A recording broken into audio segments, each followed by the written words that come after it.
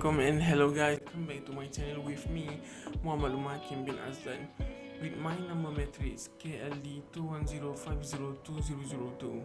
Well, if you guys already subscribed to my channel, you will know that all of my videos were about my college assignment.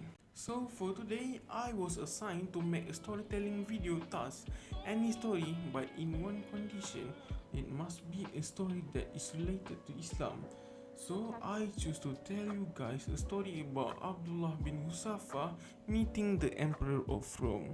Before we continue to the main story, you all may wonder who Abdullah bin Huzafah is, right? Huzafah, or his full name is Abdullah Ibn Huzafah al-Sahmi, is an Islamic warrior and belongs to the companions of Prophet Mohammad ﷺ.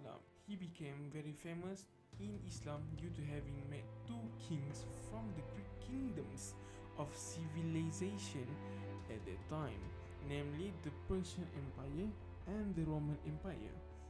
Due to a lack of sources, there is not much about him that can be told.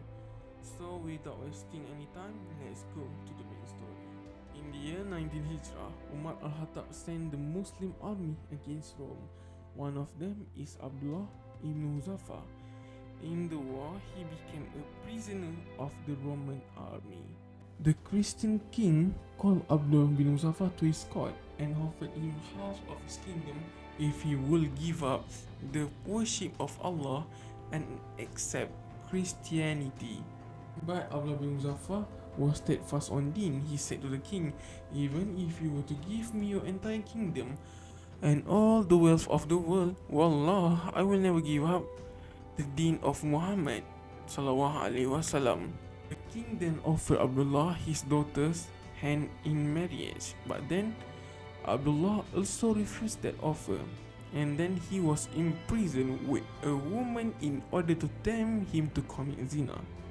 But he refused to even look at her, and then he was prevented from eating for more than 3 days until his neck became twisted from weakness. He was then offered pork and wine.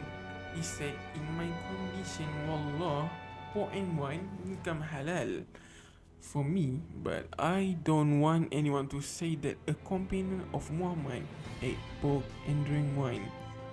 So Abdullah bin Huzafah remained hungry, and then he was handcuffed and hung on a tree. The king ordered that arrows be fired in his direction to scare him into subservience, but Abdullah bin Huzafah remained firm to his fate. Two of his companions were brought before the king, ordered to embrace Christianity, but they refused and were thus thrown into the hot oil. Abdullah bin Huzafah said he saw their bones floating in the boiling oil, and he began to tear. This place, the king would thought that he had finally broken Abdullah, but actually he wasn't. He will now, and he think that he will now be willing to accept his condition, but probably Abdullah proved him wrong.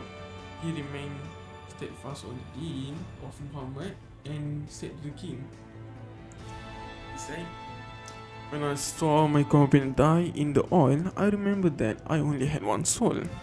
If you kill me now, you will be over. I wish that I had 100 souls, and I could die 100 times for the sake of Allah." At last, the king said that if Abdullah kissed his forehead, he will set him free. But Abdullah refused. He said that he wouldn't even allow the king to kiss his head. The king then offered to set Abdullah free with 60 and then 120 prisoners on condition that Abdullah kissed his forehead. But even with 60 and 120, Abdullah still refused the offer. At the blunt refusal of Abdullah, the king finally offered to free 300 of companions if Abdullah accepted to kiss his forehead. And finally, Abdullah bin Huzafah accepted this proposal. Because he solely to free his companions, he kissed the head of the king, and he together with 300 of his companions was set free. Not only did the king set them free, but he gave them numerous gifts as well. As he returned to Madinah, people began speaking in a derogatory manner about Abdullah bin Huzafah. He kissed the head of a Christian king. This really saddened them. Why did he do such an act? When Umar radiallahu anhu came to know of this, he came out and made a public announcement. Umar radiallahu anhu said, Wallah, it is the duty of every Muslim to kiss the forehead of Abdullah, and I will do it first. Okay, that's all from me about the story of Abdullah bin Huzafah meeting the king of Rome.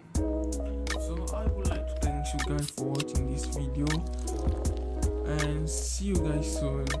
Assalamualaikum and bye.